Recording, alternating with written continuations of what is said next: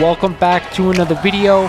This really popped when I saw it. That to me is a monster increase. Again, this book got hot. This book is ready to go higher. So let's jump right into it. We are back today with another statue review from Diamond Select Toys. Without further ado, let's get into the review.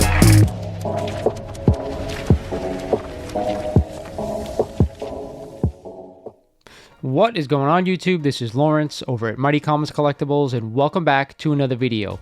Today, we're here for Cop or Drop. I believe this is episode number 14. I have some books today that I'm going to be going over that I think you should be buying or copping. And of course, I have a couple of books that I'm going to say stay the hell away from, or if you have them in your collection, I think now or soon will be a good time to kind of sell those books.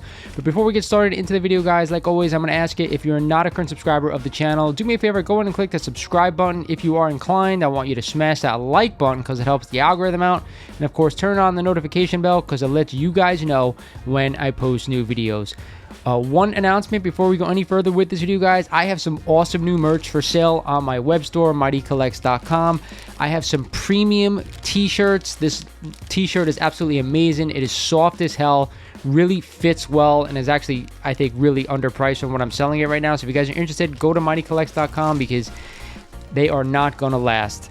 And of course, we have the new logo Mighty Comics Collectibles hat, a fitted flex fit hat, guys. These things are awesome. They're high quality, they're premium, and I think they're a great price for most hats right now. I think are probably over $30. This one is just over 20 something bucks.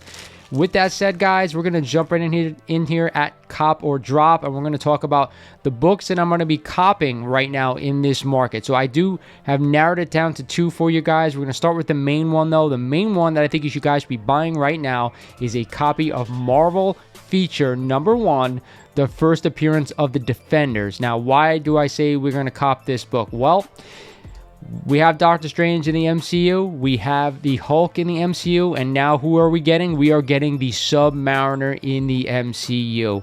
So these are three characters that I think have long-lasting power and staying power in the MCU. I don't think they're going to go anywhere anytime soon, unlike Captain America, who's now gone, Iron Man, who's now gone, and they're the three, I would say, some of the biggest characters that are left that we still have in this universe. So I am jumping on this bandwagon for this book. Now, we might not see them as a team as the Defenders for quite some time. It's probably going to be down the road some, but I'm banking on the fact that they will join forces at some point. And we're going to look into the numbers, right, like we always do on this video. We're going to take an 8.0 because when I saw this price for a 8.0, which is a very fine copy, even plus on this book, I thought, wow, that's still really cheap for this book. So, like I said, 8.0. The 2020 average was only $220 on 11 sales at this grade. The 2021 average was $339 on 14 sales, so we didn't get that double. The 12-month rolling average was $368, but still up, and the 90-day average down to $321. The last sale back up to $327 in June of this year. So we really haven't had a major pop in this book outside of going from 2020 to 2021. Again, it's not going to probably get a huge push higher, but again, I still think this book is undervalued. It's a significant team, and I think three characters that are left over in the MCU right now that could join forces to form the Defenders down the road. Still cheap, still a good buy, extremely high grade, which I actually love. So this is my cop for this week, guys. My biggest cop, Marvel Feature #1, the first appearance of the Defenders. Now, with that said, guys, I do have another book for you, but I want you to be very careful when we're talking about this book. It is none other than Ultimate Fallout 4, the first appearance of Miles Morales. Now, why is this book on my list? Well, it has really come down over the past couple of months. We're talking about a 20% plus haircut over that time. And I think that's just too much money for this book to drop right now in such a short period of time. I do believe we're going to get a bounce when that Into the Spider-Verse 2 comes out. And who knows down the line, we know we're going to get Miles in a movie, live action movie at some point. It's a given. They're going to use this character when after Peter Parker has kind of, everybody's tired of it. We've got maybe like 8 or 9 movies out of it at this point. that's when they're going to introduce this character and kind of pass the torch for a little bit. That's how I think it's going to go. Doesn't mean it's going to happen that way, but either way, we're going to jump into the numbers at a 9.8. You guys know if I'm going to own this book, it's either 9.6 or 9.8, and I'd really, if you can afford it, I would go for the 9.8, okay? So the 2020 average of this book was $871. Now look at the amount of sales we have. 521 sales in that 2020 period at a 9.8. That is a lot of sales. The 2021 average was $2,540. We're talking about quadruple. We're on episode 14 and we haven't gotten a quadruple yet. This book went bananas because Into the Spider-Verse, people started jumping on the bandwagon. And now all of a sudden it's starting to creep down a bit. The 12-month rolling average is $2,926 on 251 sales, and the 90-day average is $28.98 on only 65 sales. The last sale down to all the way $26.50. Now I will say this. On Instagram, there are guys selling this book at a 9.8 with a Miles Morales label for around $23.99. I think that's the low that I've seen so far in this book. This book has really come down a ton, all right? Like I said, 20% plus it has come down. Am I a buyer at these prices? I think if we're going to get a little bit more of a dip, yes, then I would definitely be pouncing on this book. There are a lot of people out there who aren't Miles fans. They think there's only one true Spider-Man, and it is Peter Parker, and I totally get that. I am partial to that at some point. However, there's a new generation of kids, young adults, some adults who believe that Miles Morales is their Spider-Man. So you have to take that into account, right? Down the line, you're talking about 20, 30 years down the line, where is this book going to be? I'm not playing the short game, guys. I'm not a dealer. I'm a collector like you, even though I do sell books. I want to own this book. I want to own this book for the long term. And when you feel comfortable at the price that this book is going to hit, that you want to own it for that long term, it is definitely a buy. Maybe we get to $2,200 or possibly even $2,000 if it gets there, and you got to pounce on this book, in my opinion, if you're going to hold it for the long term.